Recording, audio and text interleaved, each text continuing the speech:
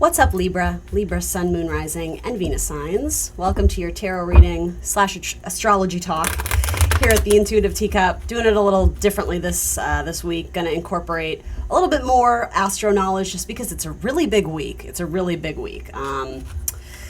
So as always, please come into this reading with an open heart and an open mind, a desire to maybe learn something and better yourself, better your situation. If the messages that come through don't resonate for you, that's totally fine. That will happen sometimes, so please do push them aside. Assume it's going out to someone else who needs to hear it. It might just resonate for you at a future time or date.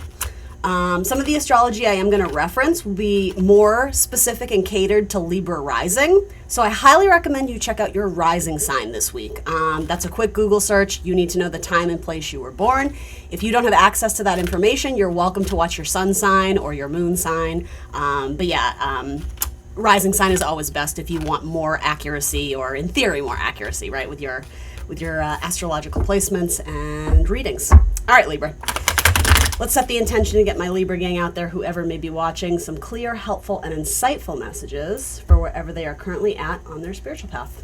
All right, so Taurus season is upon us, just about.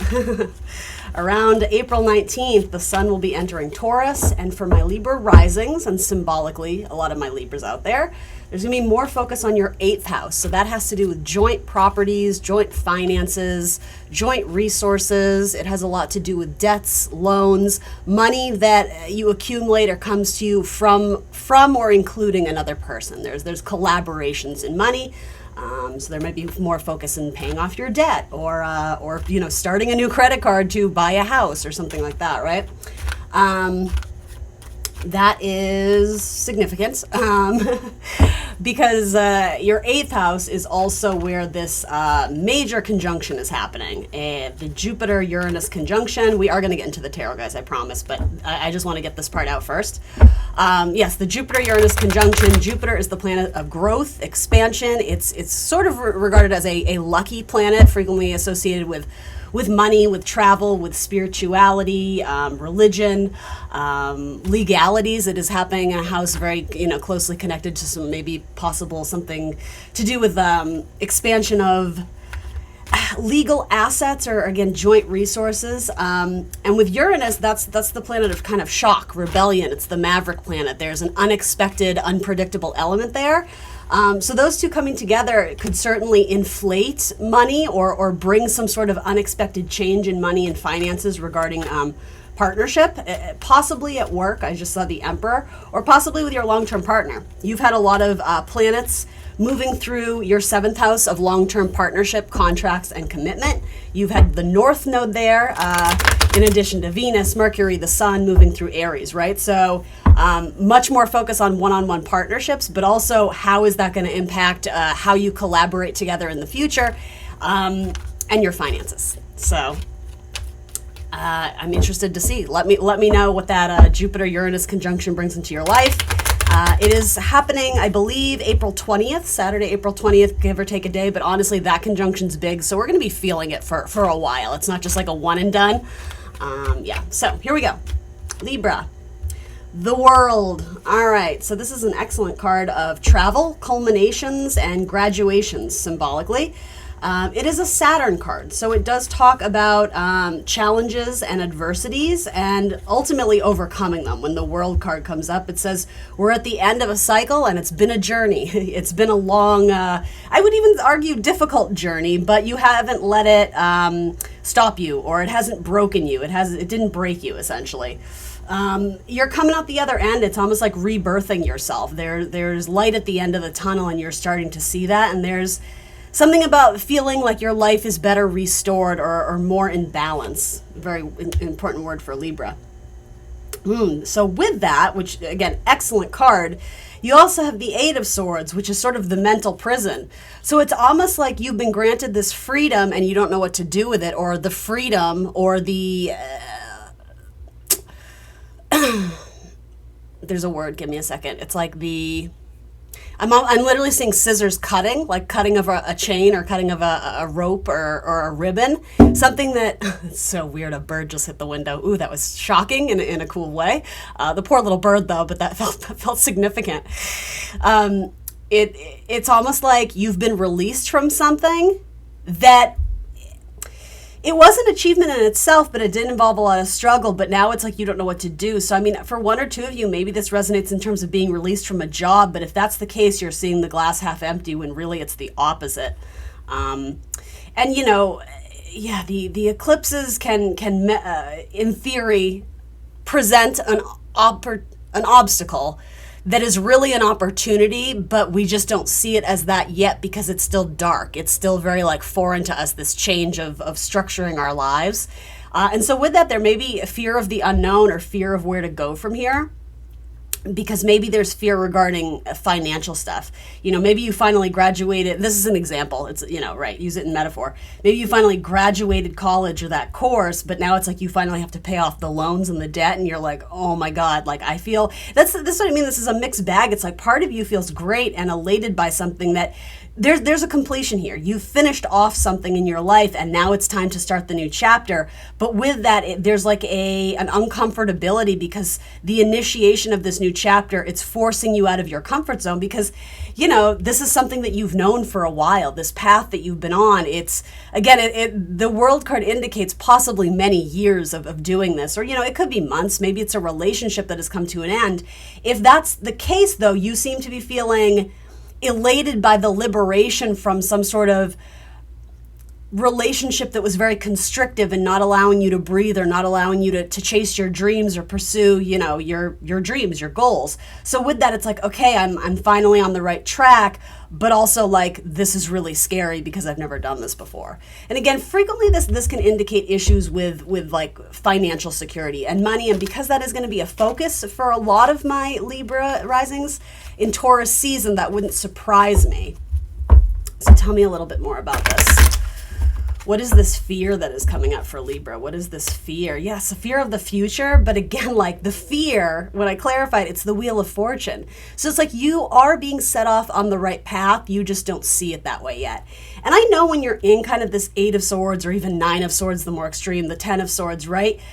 It's hard to hear those messages because you don't see it. Like the tangible physical evidence and proof of like, hey, it's all going to be okay. You're like, prove it. Show me where, because this is an effing nightmare, right? With the 8 of Swords, there is kind of this inability to see, but that in itself is kind of telling you what you need to know, because what you're fearing is the Wheel of Fortune. This is like God has a plan for you, or whatever you believe in, you know, your higher power, a source, spirit, universe, you know. Something about this may involve travel. In fact, I feel like I've been getting that for you guys a lot lately, which is not typically a message. I mean, obviously everybody travels, right? But for Libra, that's not a message that comes up frequently. And in the last, like, I don't know, like I would say 4 weeks, I've been getting tons of messages for Libra about travel. If it doesn't have to do with physical travel, hopping on an airplane, and it might with the Wheel of Fortune, it may have to do with sort of the idea of pursuing something more philosophical, where it's like mental travel, if you will, right? It's study and education, but in a greater sense of needing to like experience like things that are foreign. Let's put it that way. So upping your skill base and your knowledge of something that I think you're curious about, but maybe you're struggling to see how financially you can afford that. Or maybe you are being forced to move because of a life circumstance, and that's sort of putting you in the red, if that makes sense. Or it's, there could be a challenge even to your physical health or your body, right? And maybe some of you have come to the realization that part of the way you were living hasn't been healthy, in which case, like, that scary step forward, and maybe it's scary because you're having to hold yourself accountable to implement a new regimen or routine that better respects your body or your mental health or your physical health, right? Maybe there's some sort of like addiction coming in, whether it's, it could be food addiction, it could be shopping addiction. Those are very like Venus things, which is a planet closely associated with Libra, right? Or, it could be your traditional addictions of, booze, cigarettes, drugs, whatever. It doesn't really matter, but it's sort of forcing you out of, I am wanting to say sort of a false comfort zone. And I don't know if these two messages are completely related. I think they are because they're coming out next to each other, but there is some sort of high or celebration here, or a releasing, a freedom. This could be like your Jupiter-Uranus conjunction, where you may be viewing this next chapter as something that really puts you out of your comfort zone, but really it's like, were you that comfortable though to begin with? Because with the Wheel of Fortune ushering in this new cycle, it's almost like you're actually going to get the upgrade, but we have to get you to see that there's more out there for you. In some sense, maybe you were settling. Maybe you were settling.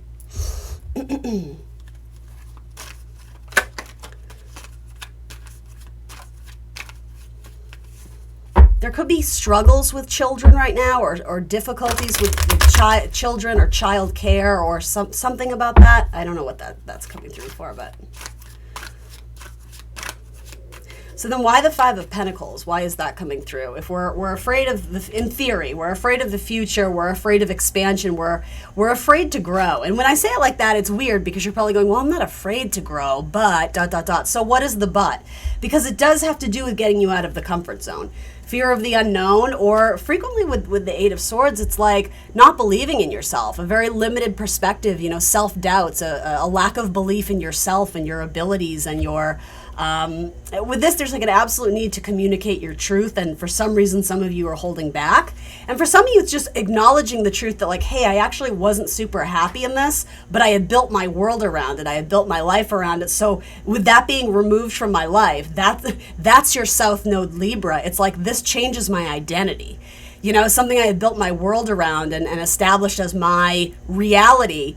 I'm not saying this is true for all of you, but I mean, if you're showing up to this reading and resonating so far, it's almost like parts of your reality have been stripped away and being forced to recognize that was in the past, and now the present is having you move on or double down or expand from this. Yeah, it's almost like a small like ego death or something. Like there's a lot of anxiety tied to this.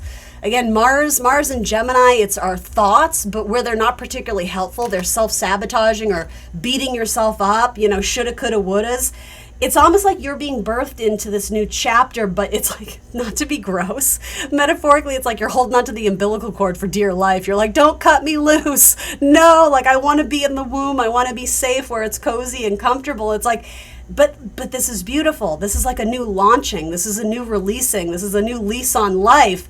But for a lot of my Libras, you're only focused on how it's changed your life for the negative, because the impacts of how great this is going to be, again, it hasn't fully come into fruition yet. I think you are being asked to have faith and to step outside your comfort zone. If the universe is forcing you in a certain direction, you can fight it and fight it and fight it, but ultimately you might be best to just surrender and have faith that it's all happening for you, not just to you. You're not being punished. This is actually getting you closer to your destiny. Yeah, for some of you, it's financial independence or getting out of some sort of contract, or could even be a legal contract, some sort of negotiation, because the idea of like sacrificing your worth or being underpaid or undervalued, the universe is like, no more. We're upgrading ourselves. We're giving ourselves the promotion. But it might be a bit of a stretch, or there might be a rough patch in getting back to a place where you do feel financially secure, right? And I mean, I'm not here to sugarcoat it. Like, I know that message isn't fun to hear, but ultimately, I mean, the message needs to serve you and the reality of the situation. So maybe this isn't your message, right? But if it is, I think it's saying the universe is acknowledging this financial hardship, but rather than have this sort of avoidant, detached, I don't want to look at it, almost like putting your blinders on, it's better to just sort of, what is the expression? To like just move through it with acceptance. It's like we can't change everything, we can't control everything, but we do have the ability to control how we respond to it. And I guess being solution oriented as you can. For some of you, that's a struggle right now because you're not seeing the potential in the solution. So that's where the faith comes through. It has to be both. There is almost this, and no offense, there is almost this idea of like, if I don't look at it, it's not real. If I don't acknowledge that I got laid off, or if I don't acknowledge that this person doesn't love me anymore, it's not really happening. Careful with that, because really it's like you're just delaying the inevitable. And for some of you, it feels like that particular thing of avoidance was going on for a while, in which case this eclipse, again, this is a hard message to hear, but it's like this eclipse is actually serving you, because if you weren't able to pull yourself away from something that wasn't healthy or was impeding your growth, the universe comes in to be like, I'm gonna do it for you. Because it's being relayed to me with a little bit of like a wink and a smile and like a nod, or like I get it, you guys are being put through the ringer. I'm not laughing at your circumstance, but it's sort of like the universe is like, I did you a favor, you're welcome. And you're not seeing it like that. You're seeing it as like a curse, or like, again, why me and why did this happen? And this is not like exclusive to you, Libra. A lot of people are going through this, okay? So I just want to give you that sort of like, you're not going at it alone. You know, call your friends, call your family, call your support systems. But ultimately, there is something about some things you do have to lean into your own independence and self-reliance, self-sustainability. Like Nine of Pentacles is like, you have so much value and so much worth, and you offer so much to the world and bring so much to the table. But were you sitting at a table with people who didn't realize it and were selfishly taking everything that you offered and giving you nothing back? That's what this message feels like. So it's like we had to send you a very life-altering circumstance to get you to see where you've been minimizing yourself or keeping yourself small, because it's time for the upgrade. It's time for the upgrade. One more on this Nine of Pentacles. Loyalty is a big word with the Nine of Pentacles. You may have been loyal to a person, a job, a cause, an energy that maybe at one point in time there was an established loyalty and harmony and balance and equilibrium and reciprocity, but that seems to have changed. And that does happen in life. People change. We don't typically stay the same person we were 10 years ago, 9 years ago, 8 years ago. And some of you, there's a heavy truth that it either is hard to acknowledge or was hard to acknowledge, that you're not in the same place anymore. And this person isn't either, because you've raised the bar. You've raised your standards in terms of what you're willing to receive. Or for some of you, if you haven't had that epiphany yet, I do think you're going to start to realize that this fell away for a reason, and it really is serving you. But yeah, it's like the only way, let's see, what is the expression I'm trying to come up with here? It's like